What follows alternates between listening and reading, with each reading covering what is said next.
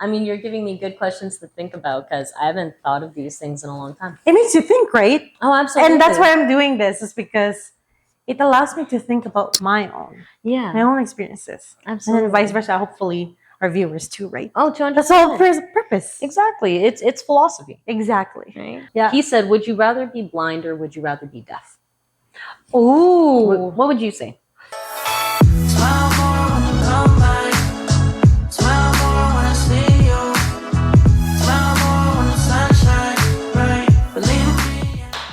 Welcome back, everybody, to another episode of Gathered Wisdoms, Real Faith, Real Life.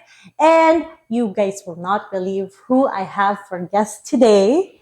I will get her to introduce herself, and then I'll tell her who she is in my life. Please welcome my guest for this episode. Hi, Jasmine! Little background about yourself, Missy. Yes, of course. So, hi, my name is Jasmine Elahee. I am a first-generation Mauritian Canadian first. I am an eldest daughter. I was a former Miss Personality Canada, and The very first. the very first. But how I like to kind of describe myself as a person, just in general, is I am your goofiest friend around. So. Yeah, Yes. Thank you. And so Jasmine and I met because she's actually my successor for the title of Miss North Calgary. Well, I was 2019 and she's 2020. So that's how we know each other. Mm-hmm. And then I've come to know her over the years because we added each other on social media, kept up to Absolutely. date. Yeah. And then recently, we saw each other again in the flesh, Yes. which was the recently concluded Miss Personality Canada 2025. The 5th edition. Yeah. Yes. On the a title that judging she channel. first, like, as a Canada. Miss Canada. Miss Canada. Miss Canada. So she has given me the privilege to interview her and share her vulnerabilities. And hopefully that can teach other people that has gone through tough times, learn from her experience. You know, we're all learning from each other. Yeah, of course. So that's how we will do it. So again, we will go back to my very main question. Yes. Of course, Miss Life gives us lemons, you know. Of course, many lemons. Many of them. What is that one quote that you go to when you are going through a tough time, or something you've gone through already? You know, when I have seen you ask this question to other people, and even for myself sitting with this, there's always so many quotes that go through my head, but there's always two. Okay. One's a more recent one. One's one that I've been carrying for the past years. Long time. We will not say our age, but years. Years. You guys will find it out at some point. Sooner or later. Sooner or later. It's a double digit. Well, yes. We're right there already. Scary time. But no, the first one is be who you needed when you were younger. That's my first one. It was said by I'm forgetting her name, but Siddiqui. Her name's last name is Siddiqui. Yes. Be who you needed when you were younger. And the second one is remember when you wanted what you currently have. Oh. Yeah, so those are two things that have resonated. They're very correlated to each other. They really, really are. Because in a way, my life has been, how me and my therapist like to say, it's been a mountain range of events. And at a point, you know, when I was kind of growing up, when I think of that first quote, be who you need when you were younger. See, when you're asked in pageantry, who's your role model? Mm-hmm. Most of the time, I can never give an answer to who my role model is. I have a very hard time, or when people ask me about like, oh, well, who are the women in your life that you look up to? And I have a hard time answering that because I know when I was going through my tough times, I would see the dark sides of people and say, I don't want to be that person. That's right. In comparison. So I look at the blank spaces in the society around me, in the communities around me, and say, if I can be that, I know I can make a difference not only for myself, but for someone else. And then with the other one, especially as of recently, the moments that when you're going through it, you kind of just wish to have something. You wish to have say, the perfect job. You wish to have company. You wish you could have space. Something you don't have. Exactly. And sometimes you get restless with it the moment you do have it. And sometimes you can't find the motivation to get yourself out of bed, or you can't get your motivation to commit to it. And you think to yourself, well, remember all those tears I used to shed about it. And it's such a simple thing. I honestly, this is ridiculous. I saw it on a painting at Winners. Oh. And I sat there and I said, that's a great quote. And every day, every morning when I try to go to work, anytime I'm trying to go to the gym, anytime I think to myself, like, oh, well, I don't know what to do. There's nothing going on today. I'm like, remember when I was begging for this one thing? And it literally is just like, oh. So it's literally a random quote that you saw in Winners. Yeah, but it was so funny. And I was walking around Winners with my mom, and I don't know what it was. I think I was going through it. I was going through it a little bit. Yeah. And I remember there was a moment when I looked at it, I stared at it for like 5 minutes, and I was just like, well, that wasn't scary that I needed someone or something to vocalize that, to that extent. And it was in this big, colorful font. And I was just like, wow, sometimes it really isn't just like the greatest people who say something. Sometimes you just find it when you're walking in your day-to-day. And I found it so intriguing because, once again, it's some of the biggest quotes to me are some of the most simple concepts, because we always overthink everything. That's right. And we tend to forget the things that are very simple in life. Yeah, so true. And it's in those months, I love to say it now, but trying to find existence in liminal spaces, or in those spaces in between, and trying to take up space there, not just the ones that are occupied, it means something regardless. That's true.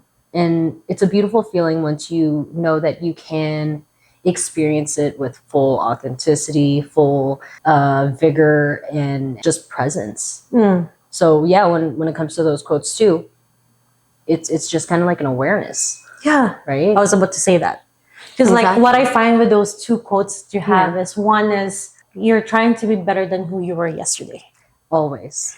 And then the second quote is saying, yes, you were better than you are yesterday, but you do not have to think about the future because you're right here in the moment. Exactly. It's almost like you are, like, the power of you being in the now. Absolutely. You're learning from your past, but you're not overthinking the future. Exactly. It's so beautiful. It really, I'm going to ask, if it's okay if I can ask you a question. When you think of your journey, are you thinking it when you view your journey, do you look at it when you're heading in a direction, or do you look back towards where you've gone, kind of thing? How are you choosing to view your path? If you asked me 2 years ago, it'll be a different answer. Yeah. If you asked me 2 years ago, I always look at forward. Yeah. I looked at it forward, like what I need to do now, so that this is what I get in the future. Yeah. And then even years back, I would always look backwards. Absolutely. But now that I've been through all I've been through recently, I've learned it that way too. Absolutely. That I don't look back on what had happened, or because it happened. Yeah. Yes, I can sit down with it, feel what I need to feel. Yeah. And then what do I need after? Absolutely. But don't go too far ahead, because then the anxiety rises. So true. And that's what I've been trying to learn still. Honestly, it's in practice, right? Yeah. That's one thing, because one of my best friends, her name's Jess, is the one who yes. I remember one time we can get into an argument, but me and her, we have this thing of accountability where if we feel a certain kind of way, we will tell each other. And she said, Jasmine, I have a lot of friends and I want to be around people who look forward. You always look back. Why? And I was like, that's fair. I do appreciate it. And that's why even for her, I appreciate that she looks forward. I wish that sometimes she looked back. Because for me, I look at things the same way as I look at my journey on a hike. There's many times I will get to a spot, or for an example, I was at the Arab Walls in Portugal, and my then boyfriend, we're walking, and I'd always take a moment to stop, kind of after a long hill. And I'd literally turn around and I'd look where we've come from. And he goes, why are you doing that? And I'm like, has it ever occurred to you that the view changes from up here about where we're going, and how scary that was just to walk it? But then you look back and you realize, well, I got here. And then you look forward and you realize, well, that was pretty that was pretty rough. But this one doesn't seem as better. This actually seems like there's going to be an even more sweeter view. And in that moment, I realized I do the same thing with my path or like in my life, where after every hardship, if the moment that I do land something sweet, I do turn around and I tend to look back. I don't dwell on it, but it's like, well, this is what I had to learn in those hard moments for me to get to where I am, or this was the trade-off for me to have such a sweet view. And in those practices, it's made me more grateful for where I am currently, because it's hard work, right? That's crazy. Yeah, it's just like a lot of people view these things differently, and even for myself, I want to be as, like, I'm not saying I'm not an ambitious person, but chasing a future without recognizing the path that I've laid. If I'm building towards a foundation, or like if I'm creating a foundation for a future that does not actually exist for me, I shouldn't be forcing it, you know? Like, even for myself now, I'm realizing my main quest is what people would call a side quest, and my side quest is what people would call a main quest.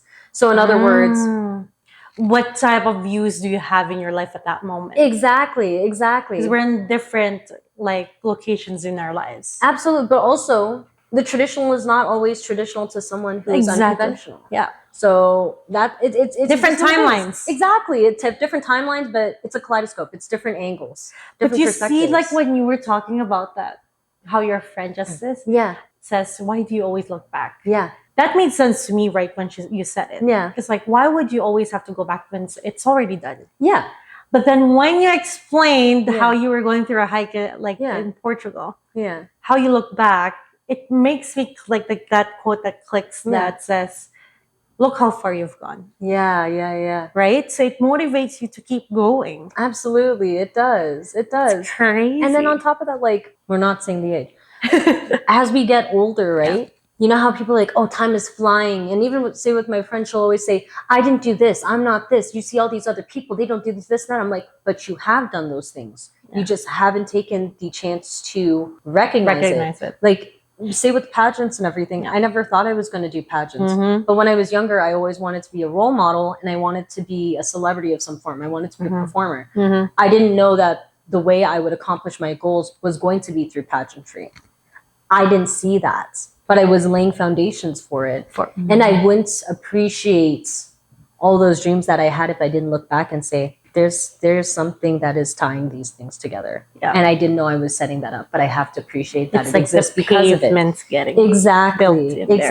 It's just like accidentally carrying a paint can around and just like creating art without realizing it. You can't get to point A to point B without going through those cracks. Oh, absolutely. Then it's just going to be shifty ground. That was 2 quotes from you. We'll break it down. So the first quote was quoted by Sadiki. Yeah. I know that one. Sadiqi, right? Yes. What made you connect that to your life? What did you go through? Of course, only share what you want to. I'm an open book. So I will share as much as you'd like. We can. So what life experience made you have that quote carrying you throughout your life? When I found that quote, I was, I think, around 18, 19 years old. Okay. There was always this feeling of kind of resonating with that throughout my lifetime. It wasn't until I found that quote where it resonated with me, I guess, like, oh, this is how my thought was in the case of how I was looking at the world. Because when I was younger, I don't know how to put this in simpler words. I was judgy. Observant. Observant. I mean, I still remember my first day of Montessori. I was thrown into, like, my dad was like, took me to this little Montessori school, and he goes, okay, go and make friends. And I was like, kids are fighting over beans. I don't really want to talk to anyone. And you're going to leave me here with them. It was one of those things where the big events that happened in my life, my parents, when they got divorced, I saw my parents are great people, mind you. They were good people who did some really ugly things because they were hurting each other. Yeah, exactly. Yep. And in the moments when I was kind of hitting my teens, I saw ways that women around me were acting, and I wasn't proud of it. And I was already kind of going through my own form of identity crisis, where I didn't want to I wasn't proud of being feminine, and I wasn't proud of being a woman because of the women around me. And then I was looking at how my father or my brother or my friends were acting, or teachers or the people around me in my community were acting. And I thought, if there's no one to help me and there's no one to guide me, am I going to do the wrong thing? Am I going to throw my life away because no one can get their act together? So it was at a point where I didn't realize I was doing this, but anytime, say, younger kids were kind of around me, if there was that kid that was left out, I would kind of sit with them and just talk with them at parties. Or if it was at school, I remember people would get bullied, people would be tearing down posters, this, that, and the other.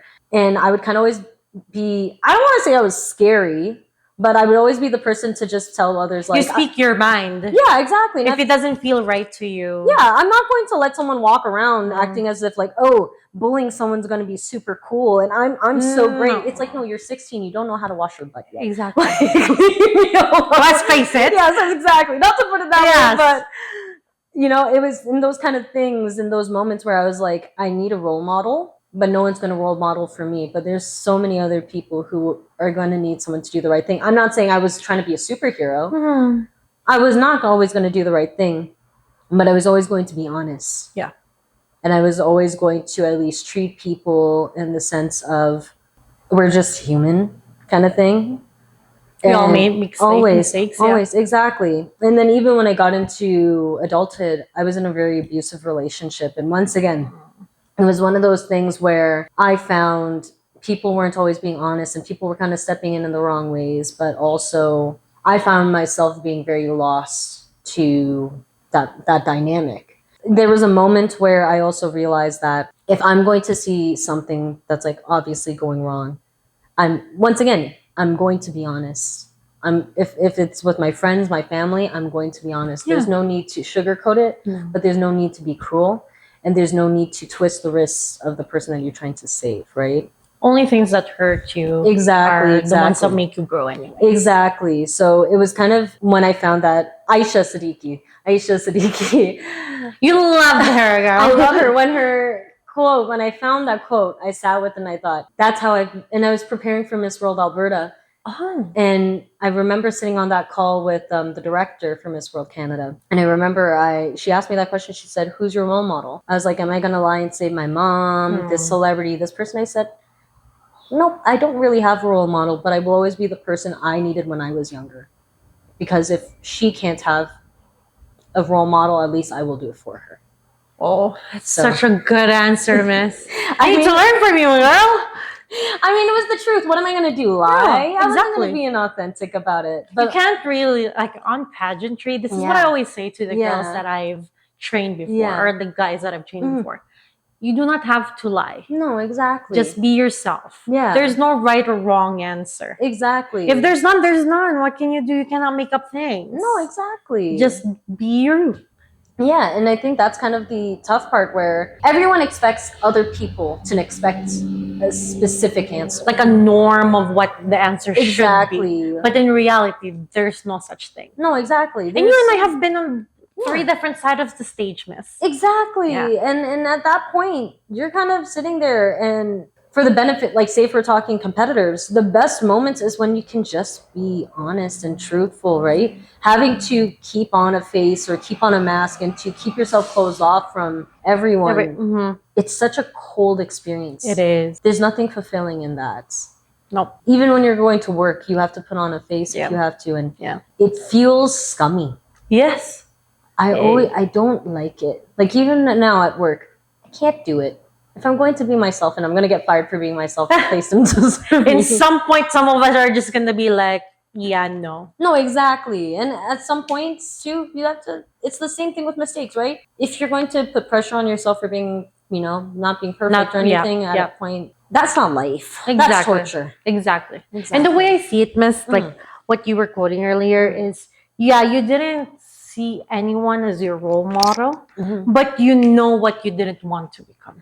I knew what I didn't want to become, and I knew what I did in those moments. I think that's when once you find out what you didn't want, you have the answer of what you wanted. Oh yeah, and I think that's why you went back on saying the best teacher is your past self. Absolutely, and that's exactly it. Because it's one of those things where for a long time I thought I was a pessimist. Oh. I'm not an optimist. I'm really not. If you ask me about anything, I will give you a realist answer. Mm-hmm. But a lot of people used to call me a pessimist until I had a therapist last year who told me, she said, "Are you a pessimist or are you a person who's just always known what they wanted and you know the standard of life that you want?" Oh. And I sat there for 15 minutes like this. What? And she completely changed my brain chemistry because it's like, yeah, because even in those moments when I saw my parents fighting, when I saw how people were reacting, how I saw people trash talking, I said, I don't want to be around people like that. Like that, And they're like, well, why are you so negative? I don't want to be around people like that. You see the energy that it brings to you, yeah? It breaks, it hurts, it stings. It's like sitting around in foulness. Yeah.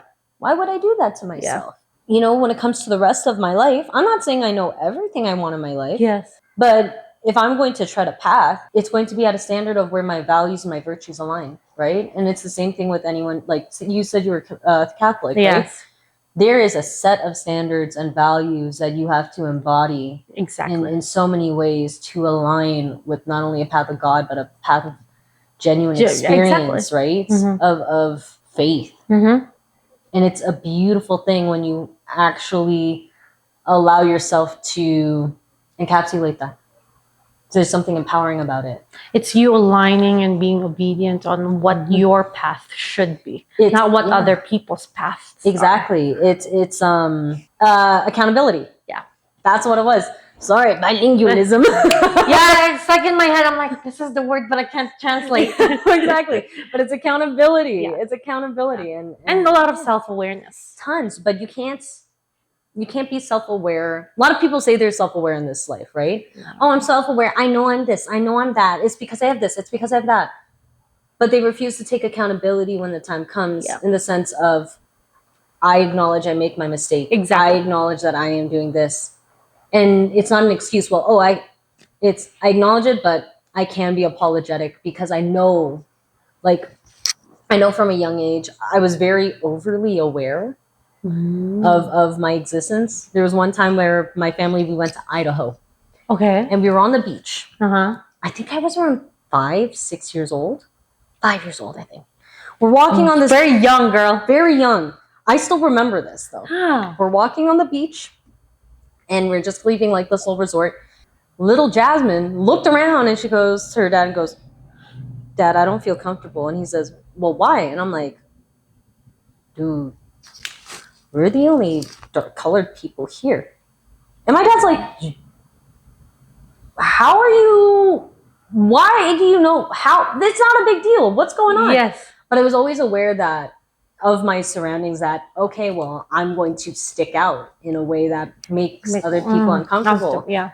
And it was Idaho. It was America. And at the time. So it was like this weird experience of like, I was always overly aware of where I was in society. It wasn't insecurity. It was just like, I could see it. Yeah. And it was so obvious. Yeah. And I kind of just had to ask the question, like, is everything going to be okay? Yeah. Because you could see people. The society has been like that for how many years before even we were born? Exactly. And it's just a weird It's like ingrained in our genes already. Exactly. I'm like, they colonized us. Yeah. Here we go. I know. But no, it's not something that you're taught with. It's just that the society and the genes have passed on the fear of everything. Absolutely. It's being like hypersensitive about some of those things. But it was weird for my parents too, because they even it's odd because you were there like 5. Yeah, even when I was in my ballet class, my mom, she would always be like, "Jasmine, how come this is the first thing you notice in like any room?" And I'm like, "I don't know." Yeah. Because we went for ballet and I told her, "I don't want to be in ballet anymore." And she's like, "Why?" And I was like, "They gave me very pale tights for my ballet class. And I'm obviously very brown." Once again, I was 5. I don't know who was teaching me this. Maybe it was Calgary. We don't know. We have to go back in time, miss, for that. Exactly. But it was one of those things where like I was always overly aware. But then I think my awareness developed in the sense of like, I'm so aware of my surroundings that a lot of people say I'm apologetic, but it's just like, no. And when it comes to positionality, sometimes you know where you stand. Exactly. And sometimes you do understand where your burdens kind of seep in, right? Yeah. When you know you have a big presence somewhere, you could be quite mean about it, and you could just probably just let it take up all the room that you need. But sometimes you do just want people to also feel comfortable. So You go where you're valued, miss. Yeah, exactly. And I feel, and I love that about you, because you won't stick around with people that don't even value you. no, exactly. Yeah. Like, And that's hard for a lot of people. For myself, I know that I'm like, if I'm not valued, I'm just like, okay, I'll stick to it for a meantime. yeah. And then if it's gotten to the point that my values or it has hurt me a lot already, Yeah. that's when I'm okay, I'm done. That's kind of. But you're just like, once you're there and it doesn't feel right to you, sayonara. I mean, kind of. Like, I'll give an example. Say the last relationship I was in. I have this. I don't want to say this detachment with people, but in a relationship, I will love and I will give, and I will give my trust and I'll give my hope.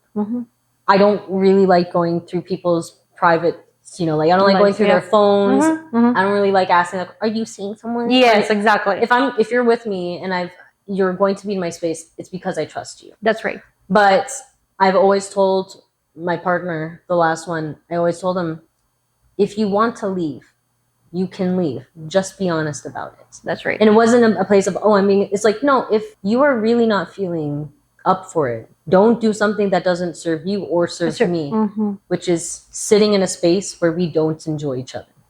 That's disrespectful to the both of us. That's right. And then it is kind of that thing of like, I can just pull the plug for him, but you gave the person a chance because of the love you have. Exactly. And the trust that you have. Because for me, it's like, I don't really, like, say with relationships, I don't commit often. I don't. I've only been in 2 relationships my whole life. Yeah. And in those 2 relationships, I said, either we're getting married or we break up. That's it. Because well, you date to marry. You don't date to just have fun or like for a temporary thing. If I wanted to have fun, I would just have fun. Exactly. And you don't need anyone else to do that for you. No, exactly. And if I'm letting you into my space, I'm letting you meet my family, my friends, the people, the vulnerabilities. Exactly. You're black and white. Exactly. And if in that form of investment, if you're going to sit with me in that space and you cannot at least be honest or feel safe enough to say, I don't want to be here, that hurts me. Yeah. Because that's how I hope to curate my relationships, that's right? Of course, we have expectations on what. Exactly. Because we know the potential of people that we love. Absolutely. And that's the hard thing though, right? It's potential. Yeah. It's all in our mind. Exactly. Because sometimes that potential, it never exists, right? It just is. Yep. And sometimes it's hard to swallow. Yeah, exactly. Yeah. Exactly. Yeah. Once again, as I mentioned, it's the holes because it exists in everything that you do. In every it's a paradox of things. It is. You gotta find out, you find negative, you get a result of a positive, and vice versa. You work your way to a positive. Yeah. Me and a friend, we were talking about how we were talking about bullying, which sounds really bad to put it this way. To her viewers, to the lovely viewers, I have a very dark sense of humor, and I'm so sorry. We always joke around about how bullying sometimes does need to exist because it goes both ways in how people learn. One person learns to stand up for themselves, and another person learns that there's consequences to entitlement. It feels something. Exactly. Either the positive or the negative, right? Exactly. And see where you are. It's a dualistic experience because it's not singular, right? Because even in our own spaces, if you're right or you see it as like self versus self versus the world, self versus another person versus the environment versus God versus this, that, the other, you are not always alone. You're not realistically alone because you're always going to subconsciously be fighting something. Yeah. And whether it's yourself, the things around you, your circumstances. Yeah. And so when it comes down to, say, this bullying thing, there's a way to learn about everything, and you do need to taste the bitter and the sour to understand that when something is sweet, it is sweet. It's appreciating the nuances. Yes. It's like you won't know the good things unless you know the bad things. Exactly. Just simply, yeah. Life is fun that way. That's a good example, though. Yeah, it is. Because like some of my sweetest moments, and like I don't want to say the sweetest revenge I've had in my life. Some of the sweetest moments is when I've had people who've done me wrong come to me and say, I don't know why I thought this way of you. And I don't know why that always... Yeah, because I've had people, say with my first relationship, he told people I abused him. And I was just like, that really doesn't make any sense. Yeah. But people chose to believe him. And I was like, that's fine. If you want to believe him, because that is your friend. You have every right to give him the benefit of the doubt. Mm-hmm. But when they saw him do what he did to another girl, what he did to me to another girl, yeah. I had people That come speaks to me. the fact already. Exactly. And they came to me, they said, I used to think this way about you, but I realized that I was wrong. exactly. And I was like, you can only taste what you know. Yeah. But if you don't try and see, like, I wouldn't expect them to believe me if I told them, because even they if don't you know told me. Exactly. Even if they only knew the slightest bit of me. Yeah. Once again, it's one of those things of they have every right to at least experience the whole totality and see it with their own eyes. Yeah. I'm not going to take that away from them. But when they come back and they tell me these things, of course, I feel sorry that they had to witness it. Yeah. I don't feel glorified in that sense, but it's okay. So we're all on the same page of there are good things in the world, there are bad things where in the the world. truth is, okay, let's move on then. Exactly. And you just kind of think to yourself, like, you just think life is funny in those moments. Yeah. Because with all the pain that I went through then, to all of a sudden have this sweet moment with these same people who gave me pain, it humbles you. You're a very humble person, Jasmine. I know you have a dark sense of humor. I do too. It's just keeping it in there. You're way more diplomatic than me. Yeah, I try to. But it makes sense on how all those things tie together, though. Yeah, because once again, it's like the looking back thing, right? Yeah, I was gonna say, I'm like, it goes back to that again. Yeah, like for me, there's a reason I love history, because as much as we look forward and we say our past doesn't make us who we are today, it doesn't define us. It absolutely does not define us. But the past that we experience, it does create us. It's brought us to where we are now. Exactly. Even if you look at the smallest molecules of how we were made, the smallest scratches and bruises, there's reasons why maybe a stressful year made your face just a little wonky. Right? Exactly. Physically, right? Exactly. Maybe you had one of your best matches and you had a giant scar there. It still makes you, but it doesn't define you. Your definition of yourself is your future there. But your past, it is created by everything that happens. Yeah. Your decisions, your choices. But that's why you have to appreciate it, right? Yeah. It's building blocks. It's art. Yeah. So I asked you about the first quote.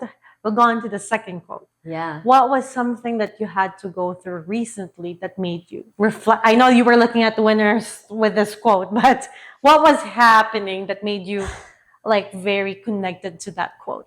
It was a breakup. And honestly, when I thought I had everything I wanted, it was stripped away from me.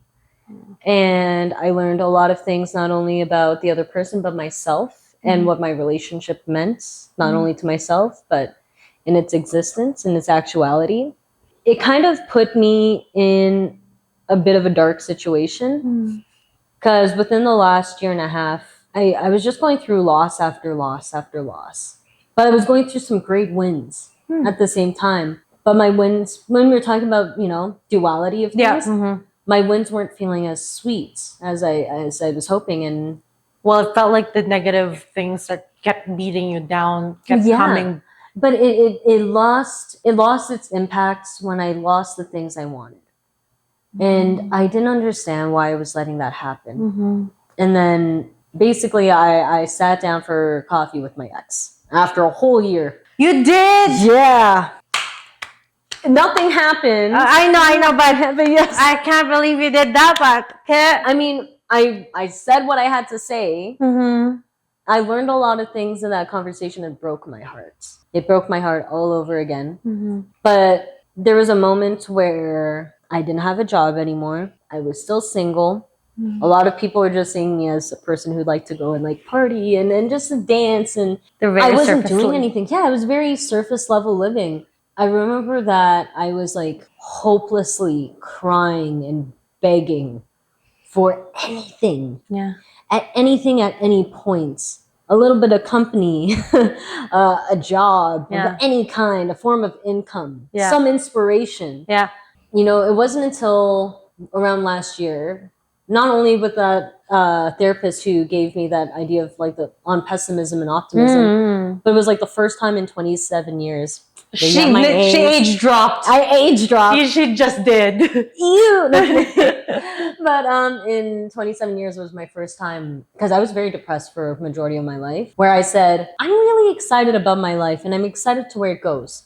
And I'm excited to you're live. looking at the front. Yeah, I was. And I was just like, oh, well, and I will admit, I almost threw up when I first said that because I said, ew, is that me now? But I was so happy that I got to that point. And when I was in this really crappy, dark moment, this little dip within the last year and a half, I came across that quote. And for some reason, when Aisha Siddiqui's quote wasn't working, when I was kind of going through religious texts, none of that felt like it was working. But all I could think was, if you have that thing that you really wanted, and you can have it consistently, why are you complaining about it? Oh. Why are you torturing? Say with my new job. It may not be in the area I want to be in, but I wanted a job. I wanted to help my parents. I wanted to be able to experience the things around it. You asked for it? I did. I anything you said? Anything. I was begging for You weren't specific, but... I wasn't, but it's not a bad job either. Yeah. But... You know, every morning, I'm not a morning person, but every morning I'll wake up and I'm like, maybe I should call in. It's like, remember when you were literally bawling your eyes out? You were bawling your eyes out and you were stressing and your skin was not clear. Yeah. You have a purpose right now. Yeah. Go to your job. Remember when you wanted what you currently have. And it'll immediately get me out of my bed. It'll immediately throw me into the shower. And it'll get me out the door. And it'll make me do the 30-minute drive. It will make me do it because I wanted it. Yeah. I need to appreciate it. You asked for it. Exactly. Or even now, say whenever I do have time with my friends. I think it's kind of fair to say, like, when you're in your 20s, even into your 30s, and throughout your lifetime, it's hard to find friendships and genuine friendships at that. It is. And sometimes I think it kind of comes from like when you're in school, right? You expect that someone's always going to be there. Yeah. And then you guys always see each other. Exactly. But then at a point when everyone leaves, it feels like one of your first few heartbreaks, right? Yes. Because you're like, I thought we were going to be messaging each other. Forever, like this every day. Yeah. Exactly. You know, the locks. Yes. But life changes you. And it's one of those things similarly where even with my friendships, the moment I do get to spend time with my people, I sit there and think, you may not be here tomorrow for me. Maybe tomorrow something goes wrong. Maybe we get into a fight. Maybe you can't, right? Maybe someone gets into a relationship or has a kid. Yeah. What I want is to experience now. Our conversations now, our thoughts now, the appreciation now. Because if anything goes south tomorrow, I can remember I wanted this moment. And I had this moment with you. Like even with this conversation. If I said no, I would probably deeply regret it because what other reason is there to say no? There's so much to life to want to experience. But once we have those things, why turn it sour? Yeah. Why be your own why would you be your own downfall in your own experiences? It's not fun that way. No. Yeah. And I think that's the balance in dwelling because like I'm not going to say my life is perfect right now. I've had a couple people ask me to, Jasmine, what are you up to? Are you doing anything big? Are you this, that, and the other? And it's like, my life is very quiet. And those quiet moments are very important too. Exactly. And I remember there was a moment in my life where I used to say, I wanted a peaceful life. And now that I have peace, I can't, I shouldn't be complaining. But it's the same thing as I said beforehand too. I have had every weekend be extremely busy for the last 2-3 months. And sometimes I have my regrets, but then I think to myself, I remember there was a time where I really wanted to be that party animal. I wanted to be an entertainer. Yes. I wanted my friends around. I wanted to bring energy. I wanted to... You still do. I still do. But there's moments where I completely forget it. Yeah. But then once I found that quote and once I started reminding myself, like, there was a version of me that would have really appreciated this. And suddenly I find my love for it again. Because same thing with the personality pageants. Yes. I thought by the time that I had moved on from it, because it was a great experience, don't get me wrong, but it was a very humbling experience. And there was a lot of pain associated with my pageant experience afterwards when I was going through my breakup. There was a lot of regrets because I ended up putting it away so I could focus on my relationship. That shortly ended afterwards.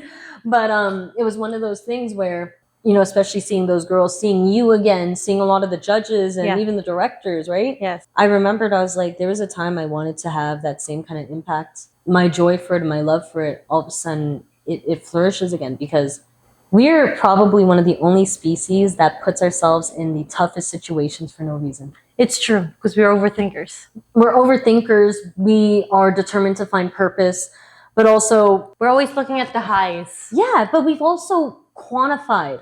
We've added quantity to what life means. And at a point you realize, like, there's going to be so many versions of yourself. Yeah, you have your one being, but there's going to be so many versions of yourself that's going to want to experience so many things. So when you come across it, yeah, you could be disciplined about it, but sometimes you'd sit there and think, there's a part of me that would have loved to have experienced this. Yes. Why would you shy away from that? In a sense, if God has created such a world that allows you to have such beautiful experiences, why would you turn it away? Mm-hmm. There's a lesson to be learned. And if there's an opportunity right there in front of you, why throw it away? Exactly. And it's like the world is the biggest classroom you could be in.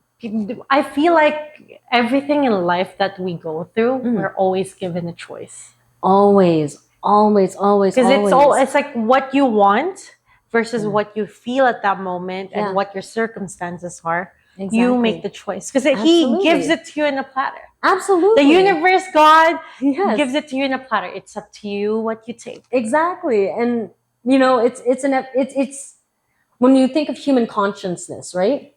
We're so aware of everything, this, that, and the other. Why are we so aware? It's to make a choice. Yeah. It's to make a decision. Yeah. It's to see the options. Yeah. Sometimes you feel like, oh, well, no, it's my instinct to do this. No. You can feel like you have some form of intuition. Yes. But at the end of the day, it's a choice. Mm-hmm. Everything is a choice. Yeah. Brushing your teeth is a choice. Exactly. Touching going a wall to work. Is going to work is a choice. Yeah. Learning is a choice. Yep. Knowledge is a choice. Yes. Yep. A choice is a choice. Exactly. Right? Everything that you choose to do, the way that you sit, it doesn't matter what it is. And those choices, a decision. Yes, and those decisions are factored in with what you've been through in life and what you're going through. Exactly. And what you have right here in front of you. Exactly. And, it's always one of those things, because even when you go through your hardest moments, right? There's so many ways that you can approach something. Mm-hmm. You could choose to do things out of pain. Mm-hmm. You could choose to do things out of breaking cycles. Yeah. You could choose to do it for ego. Yeah. But at the end of the day, if you don't realize, and this is why you need that balance of looking back and looking forward, is if you're going to make the same mistakes that you'd made yesterday, and you're not going to appreciate the opportunities that you have in your future, you will literally go nowhere. You will only be stuck. It's like you didn't learn anything. Exactly. And there's nothing for you to look forward to. Because if you didn't change anything from that learning, how do you expect your future to change? It's standing there with your eyes closed. Yeah, exactly. That's all it is. And you're blinding it's a scary yourself. Place. Right? Because even one of my coworkers asked me this question. And it was just a very fun question. Yeah. He said, would you rather be blind or would you rather be deaf? Ooh. What would you say? I think I would rather be deaf. You'd rather be deaf? I feel like it. Tell me more. In my perspective, if I'm blinded, I don't see people's emotions. I don't see how you feel. I don't see how beautiful outside is. I can hear it, but I cannot imagine it. Especially if I've been blind since I was born, right? Yeah. Versus being deaf. Being deaf, you can learn sign language. Let's just be a girl. We can learn sign language. Yeah. You can read words through your mouth, like talking, right? I won't be able to hear the music, but if I can see your emotions and how you felt about that song, I can kind of feel for you. That's a good answer. I guess that's just from my perspective. Yeah. But what did you say? Honestly, I would rather, although I know what I said. Yes. But I was talking metaphorically there. Yeah. If this was a reality, I would rather be blind. Because why? Seeing does a lot in our world. Seeing does a lot. Like, we really do rely on our eyesight. And it's a very beautiful experience. Yes. But has there ever been that moment where you kind of just sit and just close your eyes and just listen to everything around you, every single noise, every single smell that you have, every makes single you taste? centered. It makes you centered. I may not be able to judge the way that I can, right? Sometimes, yeah, you'll be a little jumpy if you're blind, right? But by appreciating with all your other senses, things feel so much more centered, cord, and I was going to say more intense. Oh, yes. Yeah, because seeing, you're anticipating. But with every other sense that we have, right? Like, even in this life, how much we rely on eyesight, it takes away from how we experience everything else, right? The same thing with music. There's so much beautiful music in the world. But a lot of people don't appreciate music for music. They appreciate it for aesthetic. They appreciate it for beauty. Yeah. They appreciate it for glamour. Enjoyment. Exactly. But not a lot of people enjoy it for the musicality. They don't appreciate the meaning it for or the thought, the exactly feelings. The simple vibration of it. The actual sense of, like, for myself, I'm very obnoxious. I love blasting music through my car. That's why someone complimented your playlist, girl. That's my number one compliment. But no, one thing that I love is that I love hearing every aspect of a song. And even like me and my dad, when my parents were all living off 64th, they lived by the train. And a lot of people, they say, I can't sleep somewhere with so much noise. Right. My favorite mornings, I didn't have to watch the sunrise. I could feel the sunrise through the windows. Yeah. I can hear the train busyness, and the birds, the rush hour. rush hour and everything. I can smell both my dad doing hair in the basement, but I can also smell a fresh pot of tea. Yeah. And I can feel the warmth of the sun coming into your room. And I can feel and experience and remember all of that without having to see it. And I think that's a beautiful sensation, because if I couldn't hear anything and all I had was my eyes to just appreciate it, yeah, that's fine. But I want to be able to hear every little nuance to how things exist. Yeah. Because it's so simple, but it's such a beautiful thing. And then you're talking about like sign language. Yeah, if someone could sign to me. Yeah. But someone could still talk to me. The voice carries so much. Yeah, and the intonation and the way you deliver things. If someone is upset, all it takes is one little quivering vocal cord. Yeah. Right? Yeah. If someone can mask it. Yeah. I have eyes. I sometimes have a hard time reading people's emotions because we're so focused on it, and people are aware that we're focused on it. But sometimes you don't realize that people breathe funny. Maybe that makes me sound like a psychopath. Maybe not, maybe. No, but it's like one of those things where I remember in a lot of my relationships, and I think a lot of women can attest to this, there's moments where you're like, that side was just a little second too long. Yeah. Something is wrong. Yeah. I can't see that with my eyes that something's wrong. I'm opposite though. I can see. You can see it. Yeah. I can't see it. I can't hear it, but I can see it. I love how humans work. I know, right? It's like, I have a very good sense of smell. Yeah. My vision is horrible. Mine's starting to get bad too, girl. Really? But like I can feel better if I see. I guess because I'm a visual learner. That you see? But I'm a visual learner. And there's reasons. Yeah. Back to the reasoning. There are reasons to why we see things the way that we see things. For me, I am very much blind. And as much as I love to see things, I love to look at beautiful people. Don't get me wrong. But a beautiful person can turn very ugly if they smell bad. Oh my gosh.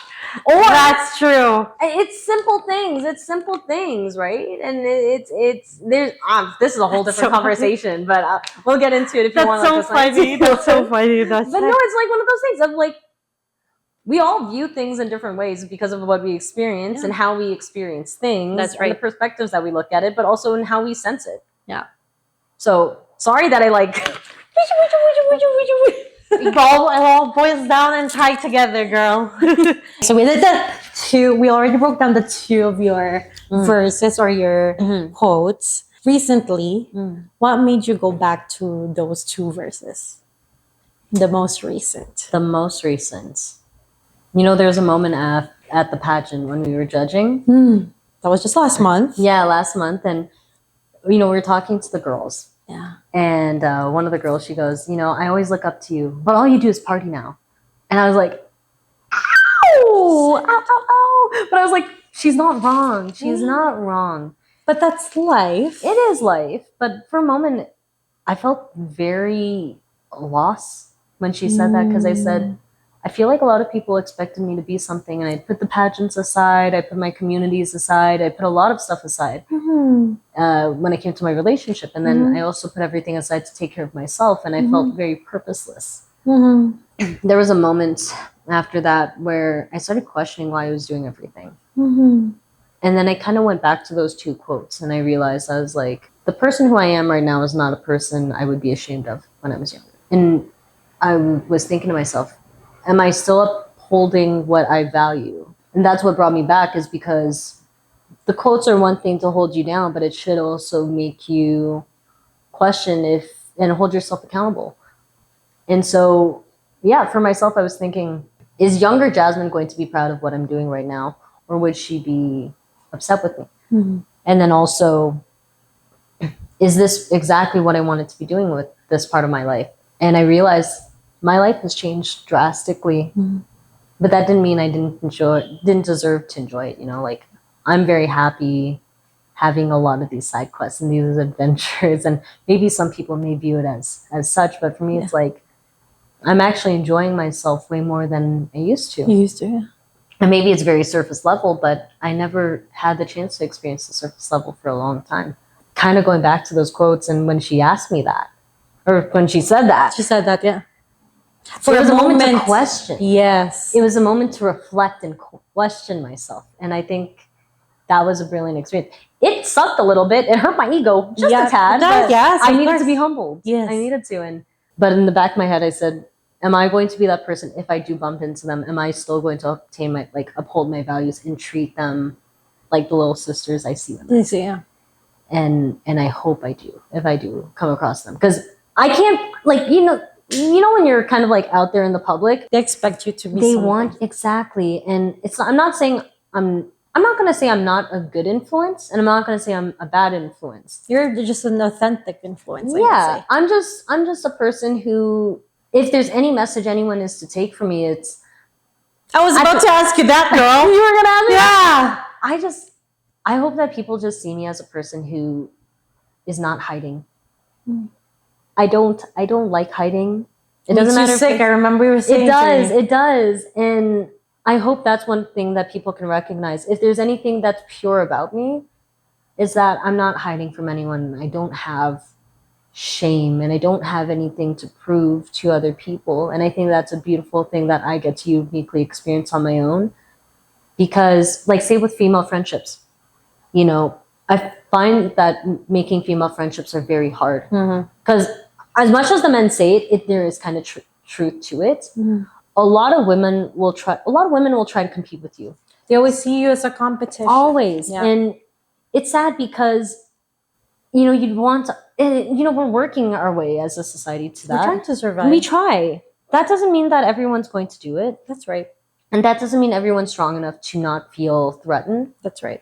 I've had many experiences with other women where I was treated very poorly because they were misunderstanding me, or they were jealous, or they had something to prove, and I think they didn't like that I was just kind of being myself, and people were drawn to that. In those experiences, I kind of realized that I too have to be okay with the fact that not everyone's going to understand my directness, that people are allowed to take things. So what would you say for someone that's going through that process, that be unapologetically you? What are some of the things that you had to do or think to put you in that position that, okay, I have to reflect, is this the person I want to be, no matter what other people say? What did you do? That's a good question. What did you do? Because you wouldn't be in that mindset without doing something.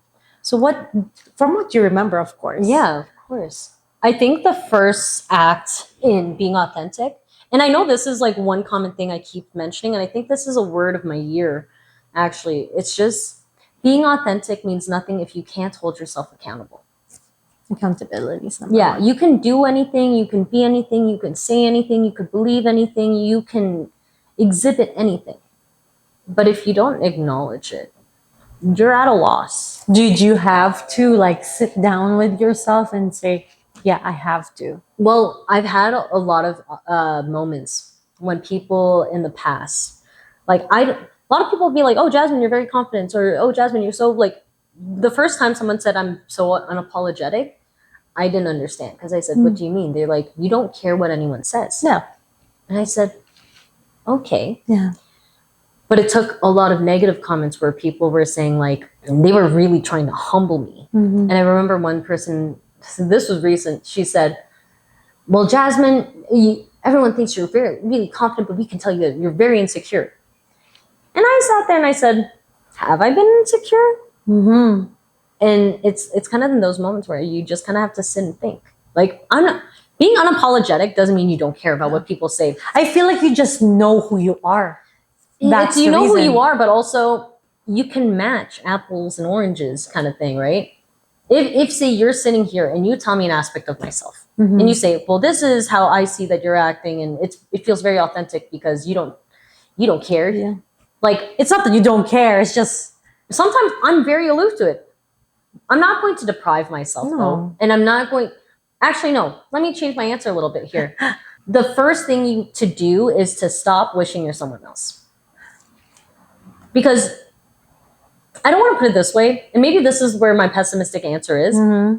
Trying to be someone else is probably one of the most boring things you can do with your life. And it's tiring. It's tiring, it's exhausting, it's nitpicking, it doesn't feel good. Mm-hmm. I remember when I was prepping for Miss Canada, Miss World Canada. Mm-hmm. And everyone was expecting me, "Jasmine, be poised, be, you have to be okay." Yeah. And immediately I tried. I was the first person there. And I remember the first person walked in the door and I said, "Hey!" And I gave him a hug and I was like, "Oh my God, I get to see people. We're in the pandemic. It's so nice to see you." And they were like, "You're very friendly." And I'm like, I didn't realize I was being so friendly. Yeah. If you're trying to force yourself to be someone else, and I know that's like... And no matter what everybody else is saying, who you should be. Oh, it is one of the lamest things you can do.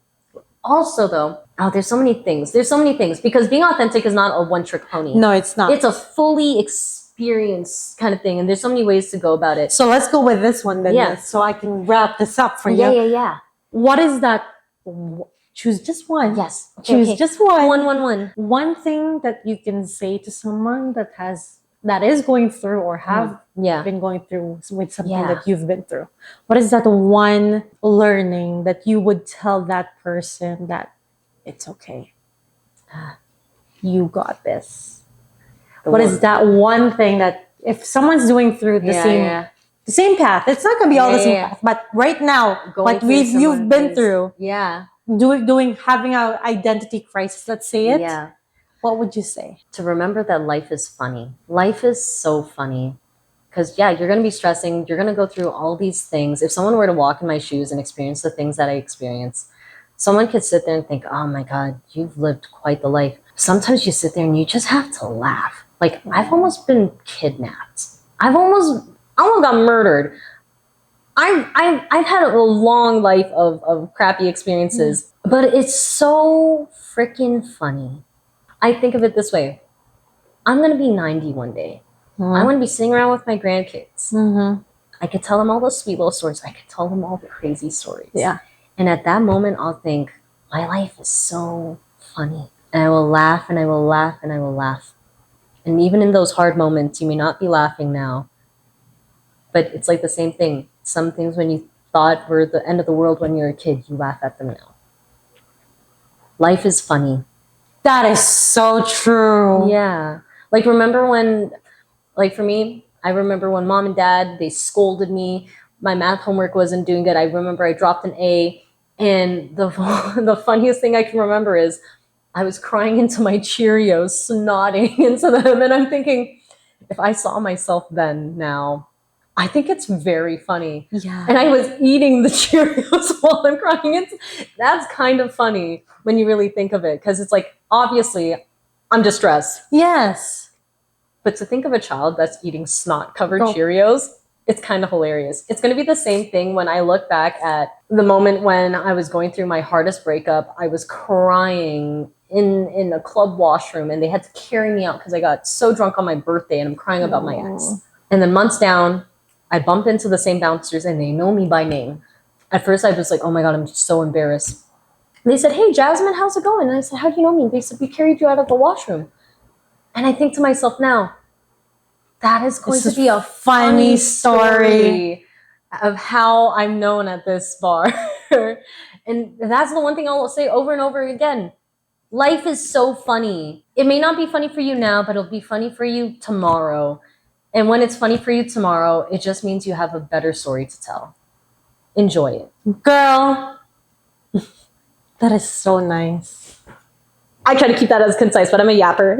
No, that was perfect. But I mean, it's to live is joy. And it's a hard And way you just to gotta find find joy in all the little things. Not even that. You just have to find out what joy is to you. Because you make it out of inside of you. Exactly. Not in the outside circumstances. Exactly. Yeah, you could find it anywhere, but how you enjoy it, that's how you have to figure it out. We can all look at red the same way. Some of us won't enjoy it. Some of us will enjoy it. But when we find it, You guys heard that. love it. Love it. Enjoy it. Laugh at it. Life is funny. Life is funny. I have to do this with this girl again. On another day, another time. You guys probably got a grasp of who Jasmine is and the life stories that she's been through. And oh my God, I've learned a lot. So I hope you guys learned a lot too. Mhm. And I hope you guys anticipate her next episode with me. If she gives me the opportunity of her time again. 200%. Yes! And well, guys, we'll see you guys next time. Watch out for her future music videos, by the way. And for But Cheer help us Entertainer. Hey, thank you so much, Davida. Truly, you're Thank you for your vulnerability, girl. Thank you for your epicness of creating such a beautiful podcast. Well, I hope it grows. It will. See you guys. It will. Bye.